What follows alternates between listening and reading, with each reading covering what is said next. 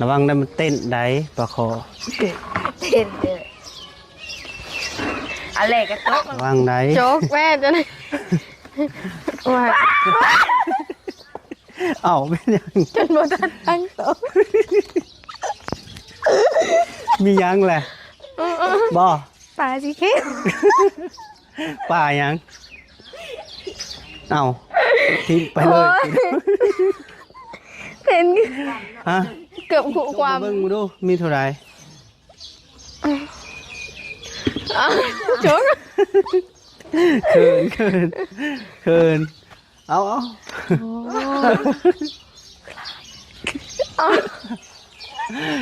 มีเท่าไหร่เคินตีป้า พ่ออยากตื่น บอยยังตื่นอืม โอ้ยยังไงยังไงยังโอ้ยแจ็คเรานับ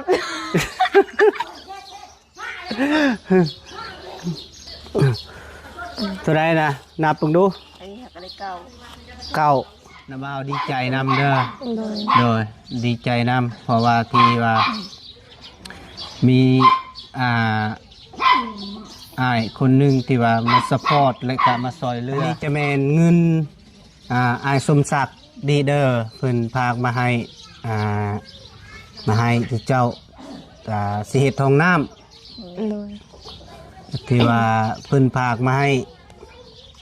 จำนวนเงินอยู่นี่มีอยู่9 ล้านพี่น้องเนาะ9 ล้านแต่ว่าเราโอนมาให้มีอยู่11 ล้านกับ900,000 กีบขอบคุณเพิ่นแน่ ขอบคุณนะสมศักดิ์ที่พาเงินมาให้เอ็ดห้องน้ำ ว่าดี แล้วให้คอยดีมีเงินสุขภาพแข็งแรงความ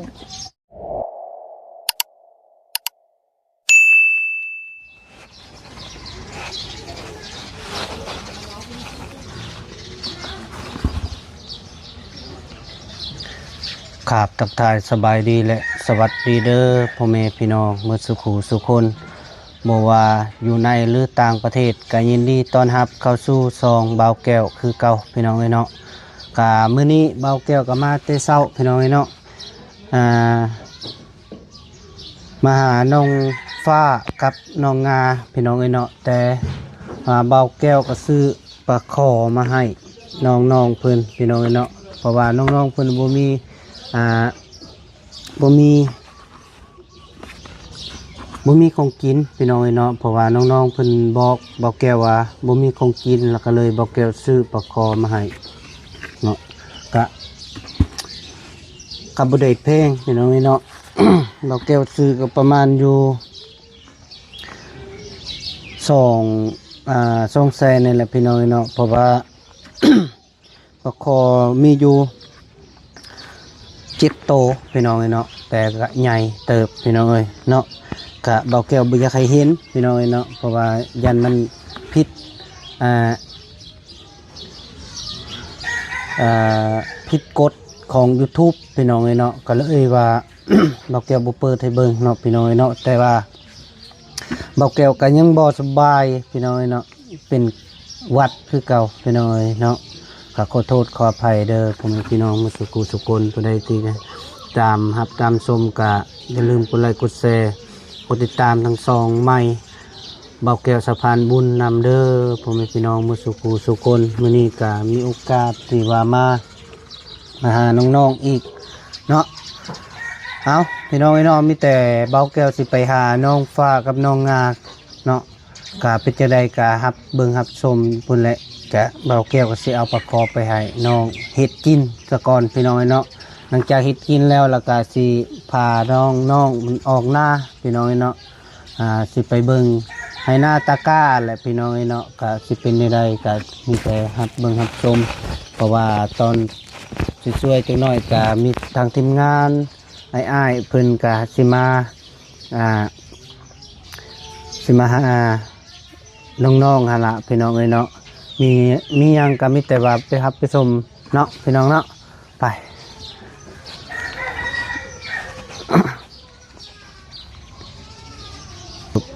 เอาพี่น้องเนาะพอดี บอกแก้วก็มาฮอดเฮือนฮอดซานน้องๆแล้วพี่น้องเอ้ยตอนนี้ก็โอ้เฮือนซานเพิ่นก็ได้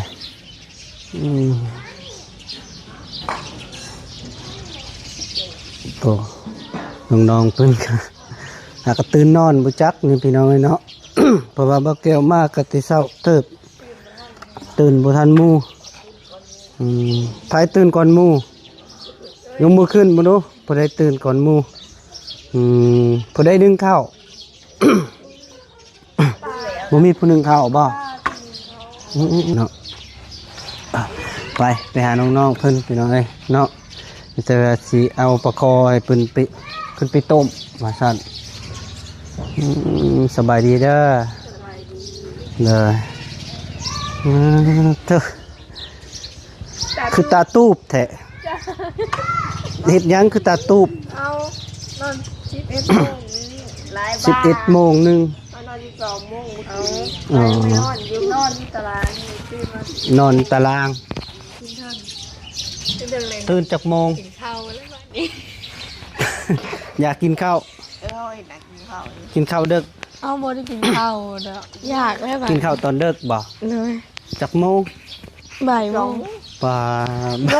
เยอะ บ่ายโมงยังกินข้าว เอา อยู่ อิ่มตอนเช้าเลย โดย แล้วก็ น้าบ่าวเอาซื้อปลาคอมาพากให้จุเจ้าต้มกินแล้วเอาออกนาเด้อมีแต่จุเจ้าขึ้นไปเฮ็ดอยู่เฮ็ดกินนั่นแหละอิหยังกะบ่ได้แพงดอกน้าบ่าวซื้อ200,000พอดี7 โตก็เบิ่งสิกินบ่ปลาคอเคยกินบ่ เคย เคย เด้อ จุเจ้าเคยเฮ็ดกินแบบใด ป่นแกง ป่นแกง กะปิ้ง ปิ้งป่นแกงปิ้งพร้อม โดย นะระวังได้มันเต้นได้ปลาคอ เต้นเด้ออะไรก็ตกมัน พอดีแหละต้มแล้วก็พากันขึ้นเปลี่ยนขางน้ำอิหยังนี่แหละระวังได้ โจ๊กแม่จะได้ว่า เอ้าเป็นหยัง จนบ่ทันตั้งโต๊ะ มีหยังแหละบ่ ปลาสิเค็ม ป่าหยัง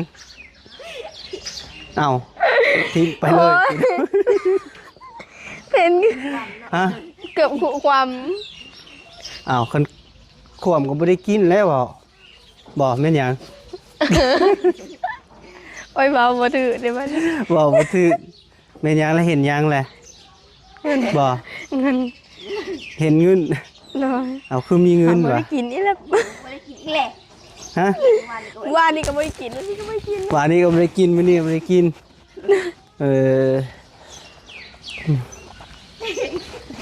มีเงินบ่ เอ้ยไอ้ เท่าไรน่าเงินนะ จัก จากจกมาเบิ่งมาดูมีเท่าไร โจ๊ก เคินเอา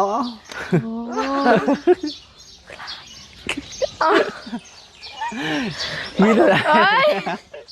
เคินตีบ่ นับ แล้ว อย่างว่าซื้อไม่ตันนี้ ยาบุทึก ตาก็แห้งตูบ แต่ยังตุบ อย่างยิ้มไม่เหมือนตามัน เบิ่งมาดูมีเท่าไรจกไปเบิ่งดูปาด พ่อจะตื่น พอยังตื่น โอ้ยยังไงยังไงยังโอ้ เอาตะคุก เท่าไหร่ ตกคือโชคดีติเศร้าไทยเฮ้ย นับพลมัดก่อน อืม โอ้ยแจ็คเรานับ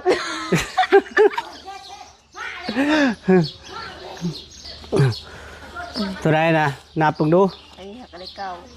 เก้า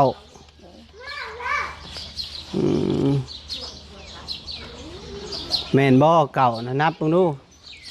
ร้านอะไรนี่อยู่นี่มีร้าน นับดังๆเบิ่งดู 1 2 3 4 5 6 7 8 น่ะ เก่า คือนับเก้า เอาก็เก่าดิ เอออืมจะได้สิได้ต้มอยู่บ่ เจ้า โอ้ไม่ได้กินซ้ำ ดีใจบ่ โดย อืมดีใจแบบใด แบบเองยังไม่ได้ ตื่มก็ แบบในใดตื่นเต้นบ่ โดย อืม โอ้ยนะ คิดว่าสิได้ คิดว่าสิได้หยัง คิดว่าสิได้กินปลา สิได้กินปลาบัดนี้บ่ได้กินปลาติบัดนี้ วันก็ว่าสิได้แกงขีด บ่ได้กิน เลย จะเสียดไปได้บัดนี้ อยาก อืม แกงขีด แกงขึ้น โอ้ยอยู่น้ำเด้อ โดย เลยเอาเดี๋ยวบุห่างกันยะนี่ยำมาพี่น้องเลยเบิ่งสิลองจับเอา เส้นบอกคือเส้นแท้เอาเลยเบิ่งสิลองฮะเส้นแต่เช้าแท้เอ้ยเป็นได เอ็ดเราไม่ได้ มันดีใจ โดย มันดีใจ โดย แต่ละเทื่อเคยได้จับบ่ บ่ บ่เคย โดย ได้จับอยู่นาแต่ว่าบ่หลายปานนี้เนาะ โดย เฉพาะมื้อนี้หลายเนาะ โดย เฉพาะเฮาบ่ที่บ่เคยได้เนาะถือว่าหลายพี่น้องเอ้ยเนาะ โดย ฮู้แล้วติเป็นเงินมาแต่จากไสตรงนี้ ยังบ่ฮู้ โดย บ่ฮู้อีก โดย อืม เอา น้ำบ่าวดีใจนำเด้อ โดย โดยดีใจนำเพราะว่าที่ว่ามีอ้ายคนหนึงที่ว่ามาซัพพอร์ตและก็มาซอยเรือที่ทางเฮาแล้วก็ดีใจที่ว่าเอาเงินมาให้เนาะ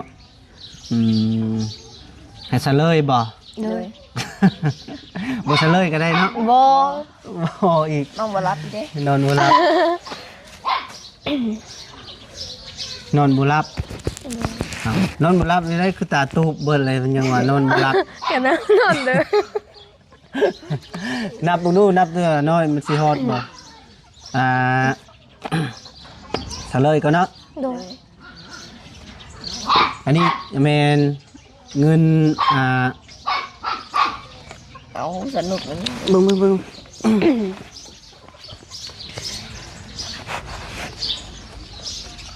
พี่น้องๆเพิ่นว่าให้ซะเลยพี่น้องเอ้ยเนาะให้ซะเลยกะบ่เป็นหยังสิซะเลยให้เนาะมา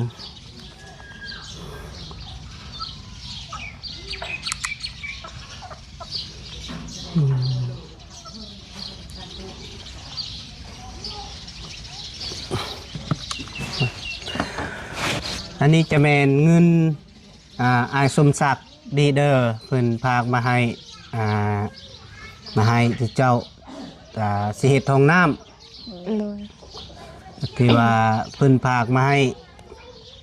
จำนวนเงินอยู่นี่มีอยู่9 ล้านพี่น้องเนาะ9 ล้าน แต่ว่าเราโอนมาให้มีอยู่11 ล้านกับ9 แสนกีบแต่ว่าน้าบ่าวกดมันบ่เบิดมันจำกัดเด้แล้วก็เลยปะอยู่บัญชีสหกรณ์กดมาตัวนี้เนาะแล้วก็ว่าง่ายๆก็ยังบ่ทันกดแต่ว่าเงินน้าบ่าวเองเอามาก่อนนั่นนะแต่ว่า9 ล้านนี่แหละคันว่าไปกดแล้วก็มันจะจำกัดคือกัน แต่ว่ากระปะเนาะ โดย ที่ว่ายังอยู่เก้ายังอยู่3 ล้านเนาะบ่แม่นยัง2 ล้านกับ9 แสนแต่ว่าเอามา9 ล้านพี่น้องเนาะแล้วก็เพิ่นอยากให้นาบ่าวเป็นสะพานบุญเฮ็ดห้องน้ำให้ โดย เราฝากมาให้เมื่อวานนี่แหละแต่ว่านาบ่าวก็บ่มีเวลามาสิมาแจ้งมื้อนี้ก็สิมาแจ้งข่าวดีเลยพี่น้องเนาะเพราะว่าน้องๆจะมีจะเริ่มต้นสิเฮ็ดห้องน้ำพี่น้องเนาะห้องน้ำให้น้องๆเพราะว่าที่ว่าน้องๆที่ว่ารอคอยมาโดนแล้วพี่น้องเนาะก็ที่มีข่าวดีสิมาแจ้งสิเฮ็ดห้องน้ำแต่ว่าอายสมศักดิ์เพิ่นก็ โอนเงินมาให้เฮ็ดห้องน้ำเป็น2ห้องพี่น้องเอ้ย เลย เฮ็ด2ห้องแล้วว่ามันสถานที่มันสิได้บ่ก็ยังบ่ฮู้เนาะพี่น้องเอ้ยเนาะ ได้บ่ได้ มีแต่จะน้อยสิพาน้องๆไปเบิ่งเนาะ เลย อันนี้ก็จะให้เจ้าขอบบุญขอบคุณเพิ่นแน่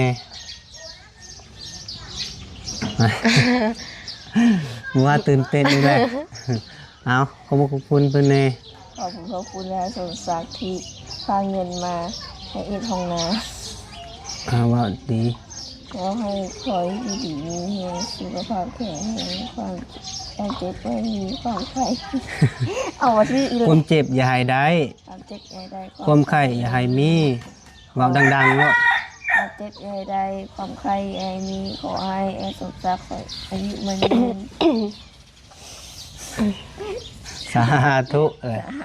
เอาน้องฟ้าบัดนี้เว้าดังๆเด้อเว้าดังๆได้ยานเพิ่นบ่ได้ยินแล้วร้อนอะไรก่อนก็ ขอบคุณนะอันสมศักดิ์ขอให้เจ้าอยู่ดีมีแห้งสุขภาพแข็งแรง ความเจ็บอย่าได้ ความเจ็บอย่าได้ ความไข้อย่ามี ขอให้เจ้า ขอให้ สุขมาร่ำรวย ร่ำรวย เว้า เอาไป ขอให้เจ้าอายุมั่นคนยืน ขอให้เจ้าอายุมันขวัญยืน ตลอดปีตลอดไป ตลอดปีตลอดไป สาธุโดยน้ำบ่าวบอกพึกยัง ยังบ่ได้อยู่ เนาะ ถ้ามาหอดกล้องก็จะมันเป็นลืมหมดเลย ก็บ่เป็นหยังพี่น้องเอ้ยเนาะใครจะใครเจ้าพึกกันแหละ เมื่อคืนนี่คือว่าได้แล้วนะบาง ได้ วันนี้ บ่ บ่ได้แล้ว ได้แต่ว่าในเมื่อเข้ากล้องแล้วบ่ได้บัดนี้เนาะ เลย แล้วมันเป็นได้ยังแบบอายบ่หรือว่ามันขาบ่ มันเราบ่ออก ขาว่าบ่ออก เลย อืมก็บ่เป็นหยังหลักๆก็ให้ขอบบุญขอบคุณเพิ่นนี่แหละหลายๆเนาะที่ว่าเพิ่นฝากมาให้แล้วก็ให้เฮ็ดตรงน้ำก็ให้อื่นเฮาก็ตอบสนองบ่ได้เฮาก็ต้องขอบบุญขอบคุณเพิ่นเนาะ เลย หน่อยบอกแกวเองก็ขอขอบบุญขอบคุณเด้ออาสมศักดิ์ขออยู่ดีมีแฮงความเจ็บอย่าได้ความไข้อย่ามีขอให้เจ้าโศกมานร่ำรวยไปใส่มาใส่มีคนหักคนแพงอายุมันคนยืนตลอดปีตลอดไปโดยสาธุได้อยู่ที่สำนีเนาะเว้าได้บ่ ได้ เอาลองเว้าอีกตัวหนึง เอา เอา ถ้าที่เจ้าลึงแบบลึงให้ฝึก เพราะว่ามันก็มีหลายๆนะเนาะบ่แม่นมีแต่เสื้อเดียว เลย เพราะว่าก็จะมีลายเถื่ออยู่พี่น้องเอ้ยเนาะมันเถื่อมีผู้หลักผู้ใหญ่ใจบุญใจดีเพิ่นอยากมาซอยคือเจ้าเฮ็ดเฮือนต่ออีเด้อยากให้ที่เจ้าก็ต้องได้ฝึกได้ซ้อมการเว้าเด้อ เลย ขอบบุญขอบคุณเพื่อนนี่แหละหลักๆก็ได้อันนี้มีแต่ว่าเงินนี้นาบ่าวเอา เอามาให้ อันนี้แม่นที่ว่ามาให้เบิ่งซื่อๆเด้อเพราะว่าเงินดังกล่าวนี้นาบ่าวสิเอาไว้เอง เพราะว่านาบ่าวสิไปซื้ออุปกรณ์เครื่องห้องน้ำนี่แหละสิว่าเฮากะสิพังเบิ่งสร้างสะกอนสร้างแนะนำให้ซื้อมีหยังก้อนหั่นนะหรือว่าซื้อบล็อกมาก้อนบ่หรือว่าซื้อสังกะสีบ่หรือว่าซื้อหัววิทย์อีหยังนี่แหละ เลย ที่ว่าอาสมศักดิ์เพิ่นส่งอย่าให้ซื้อเป็นแบบนี้แล้วเจ้าให้เจ้าเลือกว่าหัวสวมน่ะสิเอาแบบใดนะมีลายนี่สิเอาแบบนี้บ่หรือสิเอาแบบนี้หรือสิเอาแบบนี้นี่สิเอาแบบตั้งนี่บ่หรือเป็นจังไดแล้วแต่สะดวกที่เจ้าแต่ว่าเรื่องน้าบ่าวนี่เอาตัวนี้น้าบ่าวส่งคืนให้เราแล้วเราว่าโอเคอยู่เพราะว่าคันสิเอาตัวสูงนี่ก็มันอาจจะนั่งยาก เลย แม่นบ่ เลย แล้วเจ้าเลือกว่าสิพร้อมคือน้าบ่าวบ่หรือว่าเป็นจังได แบบนี่แหละ เอาแบบนี้เนาะ โดย คันเอาแบบนี้แล้วก็นาบ่าวมีแต่สิไปพุ่นแล้วก็สิมีแต่สิไปเลือกเบิ่งอยู่หานพุ่นแหละหานที่บนขายพุ่นแหละแล้วสิเฮ็ดเป็น2ห้องแล้วว่าแล้วก็มันสิเป็นไปได้บ่2ห้องนะมันสิบ่แคบบ่ จะคันบ่มาบ่ตัดกกโพเนาะ มันก็ต้องตัดเบิดอยู่แล้วกกอีหยัง เอาหม ก็ ดเลยร้านนะ แต่ว่ามันสิเฮ็ดแบบใดหั่นน่ะ เละ หรือว่า เอไป ปีนหน้ามาพี่บ่หรือปีนไปพุ่นบ่หรือเป็นจังไดอืม บินาคุณก็สิบสองเลย หน่อยเอาพอดีเบาแก้วว่าอยากแจ้งเนาะพ่อแม่พี่น้องอันน่ะ FC เนาะผู้ที่รับชมรับเบิ่งก็มีแต่ว่าเงินดังกล่าวนี่เบาแก้วเสียไว้เองพี่น้องเนาะเพราะว่าเบาแก้วเป็นผู้แลนซื้อเครื่องอุปกรณ์ที่ไปแนะนำทางรถเนาะที่ว่าของเจ้าของห้านนั้นพี่น้องเนาะแล้วก็ให้เข้ามาส่งเนาะมันเป็นอีหยังก้อนหลักๆก็คือซีเมนต์เล็กเนาะ โดย เล็กแล้วก็บอกปูนแห่สายพี่น้องเอ้ยแล้วกันเพิ่นก่อแล้วแล้วก็มีแต่เฮากับแนะนำไปซื้อสังกะสีเลย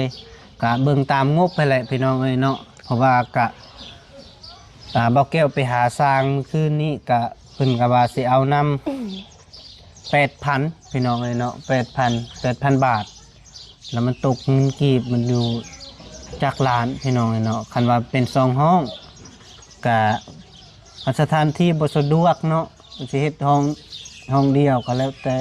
แล้วก็มีแต่สร้างเพิ่นมาจังน้อยนี่แหละให้เพิ่นมาเบิ่งเป็นใดๆก็มีแต่แนะนำเรื่องขุดคุ้มขุดอันน่ะมันสิลงอันน่ะ โดย ท่ออย่างนี่แหละ แล้วก็คุดเองตัวนี้เด้อพาคันคุด เลย เนาะพาคันคุด ก็เลิกสำใดก็แล้วแต่เราแนะนำแล้วก็น้าบ้าวก็สิมาคุดซอยดอก เลย เพราะว่าแต่เจ้าดอกสิคุดซอยนี่ยังก็อยู่นำกันเนาะคันว่าให้เราคุดเองหรือว่าในใดก็เฮาจึงว่ากัน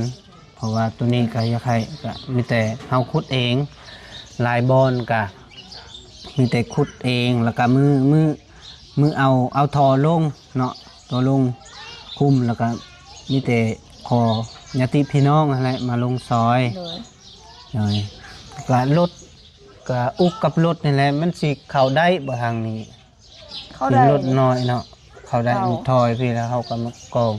เลย มีแต่ว่าเฮาคนมาเนาะพอดีเงินนี่ก็นาบ่าวสิเอาเวียนพี่น้องเอ้ย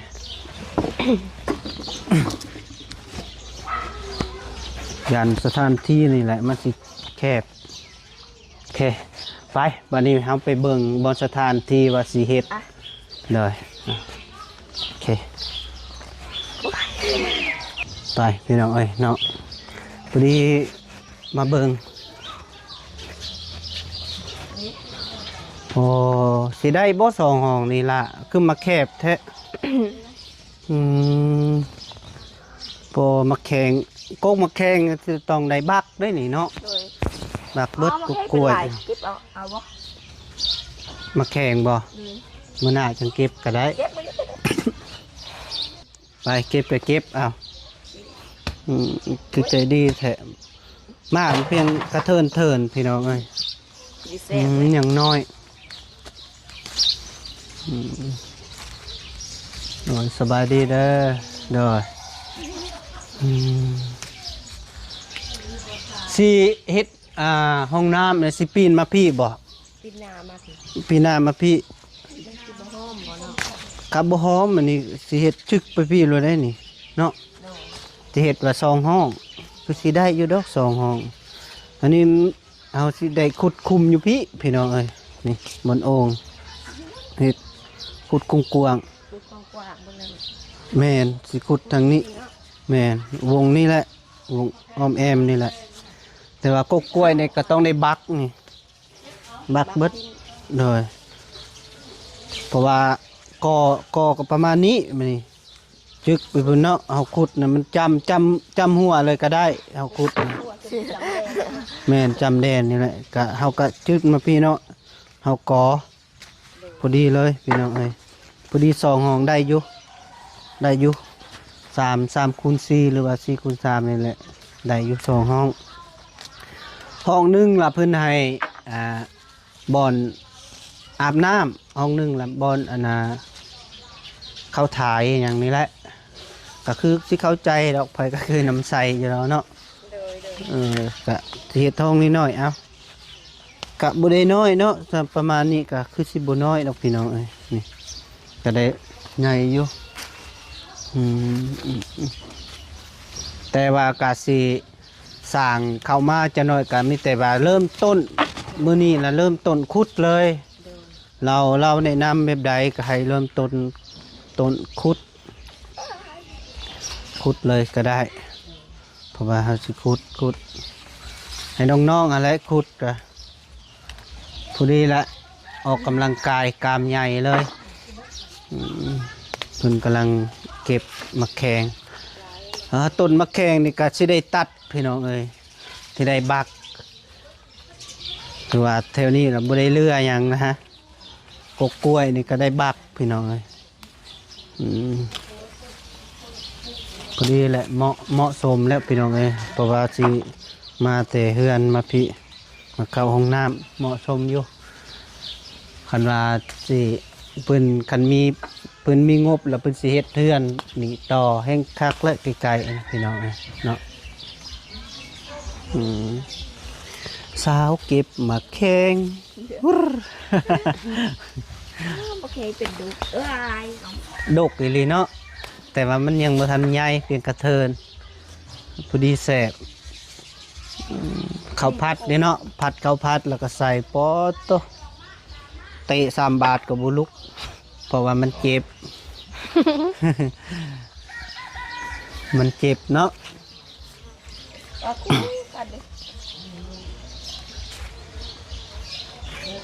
นี่นะบ่นไล่ๆบ่เก็บขั้นได้ใบนี่ได้อันตรายลวกติลวกเลยครับ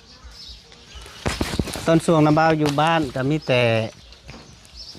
ปนกับป่าแซ่บได้ปนใส่ป่าเนี่ยปนใส่ปลาใส่กบใส่เขียดแล้วก็แซ่บ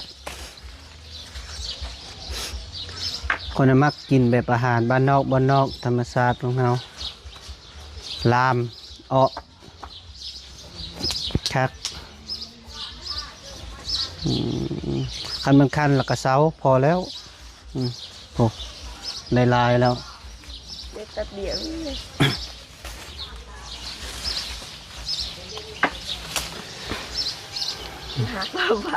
หักเลยเต้ยอดมันต้นกินได้เนาะกินได้บ่ได้คิดฮอดบ้านเด้พี่น้องเอ้ยเนาะคิดฮอดบ้านเกิดเพราะว่าเคยไปหาเก็บเมงแคงบ่แม่นมากแคงกับน้องๆแล้วก็พ่อกับแม่พี่น้องเอ้ยเนาะก็คิดฮอดอยู่เอาไอ้เกิดอยู่บ้านเลยจ้ะฮะบ้านไอ้นะเสกองไก่ปลาตัวไก่บ่ยังมาเที่ยวบ่ได้นะฮะมูดังไปยังบ่เคยไปเลยไปบ่ไปเที่ยวน้าบ่าวสิพาไปเที่ยวมีหลายบอนไปได้ขันเงินประมาณ5 ล้านบ่คุ้มก็อยากเลยเลยเอาว่าหยอกซื้อบ่ได้ไปดอกสิบ่มีเวลาดอกเอาพ่อแม่พี่น้องเอ้ยเนาะถือว่าบ่าวแก้วมา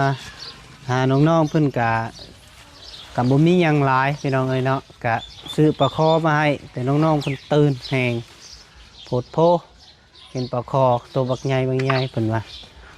บ่ได้กินปลาคอบ่ได้กินปลาคอได้กินมาแข้งแทนพี่น้องเอ้ยเนาะการเอาพ่อแม่พี่น้องเอ้ยมื้อสุคนแต่ว่าคลิปนี้บ่าวแก้วก็สิได้อำลาก่อนเด้อพ่อแม่พี่น้องมื้อสุคน มีกาคออยู่ดีมีแหงสุขภาพเข้มแข็งอย่าเจ็บอย่าจนอย่าขาดอย่าสนโชคมาร่ำรวยมาสุขูสุขคนไม่ใช่มีคนหักคนแพงโดยบายบายเด้อ